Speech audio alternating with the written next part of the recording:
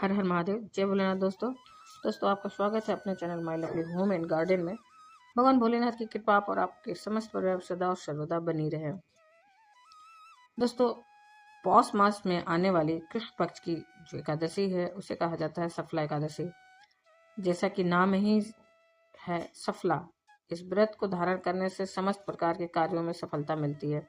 इस दिन भगवान श्री हरि विष्णु की विधि विधान से पूजा की जाती है और जगत के पालनहार भगवान श्री हरि विष्णु की पूजा, महालक्ष्मी की पूजा करने से किसी भी प्रकार की परेशानी हो आपके जीवन की समाप्त होती है और समस्त प्रकार की कामनाएं पूर्ण होती हैं। भगवान श्री हरि विष्णु और माता लक्ष्मी की कृपा से समस्त प्रकार का सुख भोगने के बाद मरणोपरांत वैकुंठ लोक की प्राप्ति होती है। ऐसा शास्त्रों में कहा गया है कि अगर आप सफला एकादशी का व्रत धारण करते हैं अत्यंत ही श्रेष्ठ है। मान लीजिए किसी कारणवश अगर आप व्रत नहीं भी कर पाते हैं तो भी इस दिन भगवान श्री हरि विष्णु की विधि विधान से पूजा करनी चाहिए। साथ ही भोजन अगर आप करना भी चाहते हैं, किसी कारणवश नहीं व्रत रख पा रहे हैं, तो लहसुन प्याज का त्याग करिए, सात्विक भोजन ग्रहण करिए और चावल का त्याग करिए और अपने आचार विचार व्यवहार शुद्ध करके अगर आप पूजा मात्र भी करते हैं तो भी भगवान श्री हरि विष्णु की असीम कृपा आपको प्राप्त होती है। आज की वीडियो में आप जानेंगे कि सफला एकादशी साल 2024 में कब है, एकादशी की तिथि कब प्रारंभ हो रही है, कब समाप्त हो रही है, व्रत हमें कब धारण करना है और पारण यानी कि व्रत खोलने का शुभ मुहूर्त क्या है। आज के दिन किस प्रकार से भगवान श्री हरि विष्णु की पूजा आराधना करनी चाहिए, किन मंत्रों का जप करना चाहिए, कौन सा उपाय करें जिससे कि इस व्रत का संपूर्ण फल हमें प्राप्त हो। जिस भी कामना से आप व्रत धारण करते हैं या बिना व्रत भी पूजा आराधना मात्र करते हैं तो आपकी हर मनोकामना पूर्ण हो। इसके लिए विशेष क्या करना चाहिए, संपूर्ण जानकारी आपको आज की वीडियो में मैं शेयर करने वाली हूँ। तो बहुत ही महत्वपूर्ण है, आज की वीडियो पूरा जरूर देख लीजिए। अच्छी लगे तो वीडियो को लाइक भी जरूर कीजिए, क्योंकि आपके लाइक्स कमेंट्स मेरे लिए बहुत ही महत्वपूर्ण होते हैं। वही एकमात्र जरिया है जिनसे मुझे पता चलता है कि यह वीडियो आपको अच्छी लगती है और आपके लिए उपयोगी है। यह वीडियो अगर उपयोगी है और अच्छी लगे तो अपने फ्रेंड्स और फैमिली में भी शेयर जरूर कीजिए। और पहली बार मेरे चैनल पर आए हैं तो मेरे चैनल को सब्सक्राइब करिए, बेल नोटिफिकेशन अवश्य ही दबाइए जिससे कि आने वाली वीडियो आपको समय से प्राप्त हो सके। सफला एकादशी की तिथि कब प्रारंभ हो रही है, कब समाप्त हो रही है और व्रत हमें कब धारण करना है। तो पंचांग के अनुसार पौष मास की सफला एकादशी की तिथि प्रारंभ हो रही है 25 दिसंबर को रात्रि में 1:29 पर और समाप्त हो रही है 27 दिसंबर को रात्रि में 12:43 पर। यूं कहें कि 26 दिसंबर को देर रात्रि 12:43 पर एकादशी तिथि समाप्त हो रही है। तो एकादशी का व्रत हमें सूर्योदय कालीन तिथि में धारण करना होता है, तो सूर्योदय कालीन एकादशी की तिथि हमें प्राप्त हो रही है 26 दिसंबर को।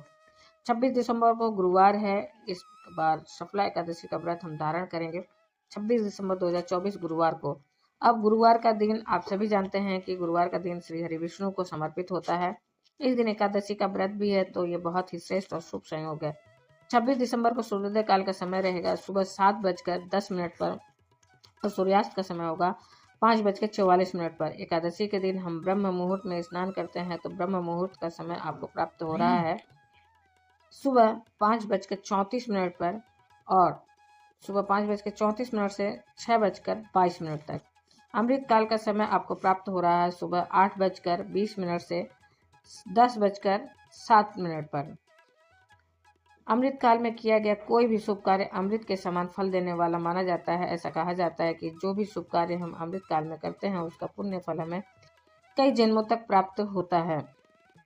बात करें अभिजीत मुहूर्त का, तो इस दिन अभिजीत मुहूर्त आपको प्राप्त हो रहा है 12:06 से लेकर 12:48 तक। अभिजीत मुहूर्त में आप कोई भी शुभ कार्य करते हैं तो वो कई गुना फल आपको देता है। अब एक ऐसा समय जिस समय में कोई भी शुभ कार्य नहीं करना चाहिए वो होता है राहु काल का। राहु काल का समय आपको प्राप्त हो रहा है दोपहर में 1:46 से 3:06 तक।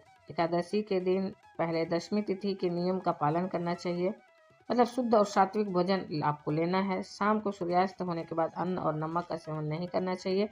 ब्रह्मचर्य का पूर्ण रूप से पालन करना चाहिए। अगर संभव हो तो भूमि पर शयन करना चाहिए। एकादशी के दिन प्रातः काल जल्दी उठना चाहिए, उठकर नित्य कर्मों से निवृत्त हो जाइए, स्नान कर लीजिए और फिर भगवान श्री हरि विष्णु के सामने शुद्ध घी का दीपक जलाकर अपने व्रत का संकल्प लीजिए और विधि विधान से भगवान श्री हरि विष्णु की पूजा आराधना कीजिए। मंत्रों का जप कर लीजिए।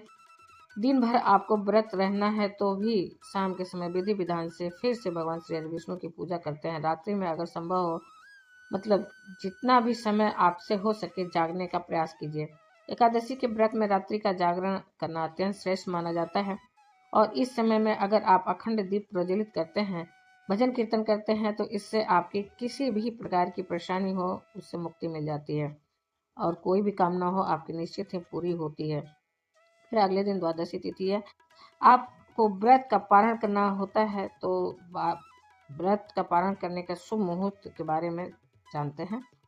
द्वादशी में व्रत का पारण किया जाता है और द्वादशी तिथि प्रारंभ हो रही 27 दिसंबर को रात्रि में 12:44 पर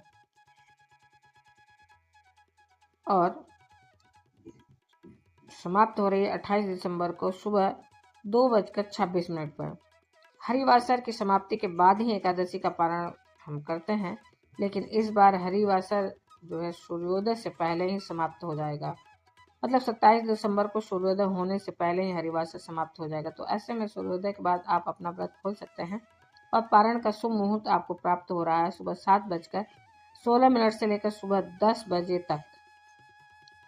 एकादशी का व्रत का जो जब हम धारण करते हैं तो पारण के शुभ मुहूर्त का बहुत ही ध्यान रखा जाता है, क्योंकि एकादशी का व्रत पारण अगर शुभ मुहूर्त में नहीं किया जाता है तो उस व्रत का हमें संपूर्ण फल नहीं मिलता है। इसलिए पारण के शुभ मुहूर्त का ध्यान जरूर रखिएगा। दोस्तों, उम्मीद करती हूँ ये वीडियो आपको अच्छी लगी होगी। आप इस चैनल पर अपलोड होने वाली जो भी महत्वपूर्ण वीडियो हैं उन्हें जरूर देखते होंगे और उसका आप लाभ अवश्य ही लेते होंगे। और आने वाले वीडियो में हम लोग जानेंगे सफला एकादशी की व्रत कथा, साथ ही अमावस्या से संबंधित और भी जानकारियाँ आपको चैनल पर उपलब्ध होंगी। तो इसलिए चैनल पर बने रहिए और फिर मिलते हैं एक नई जानकारी के साथ नए वीडियो में। तब तक के लिए हर हर महादेव, जय भोलेनाथ, धन्यवाद दोस्तों।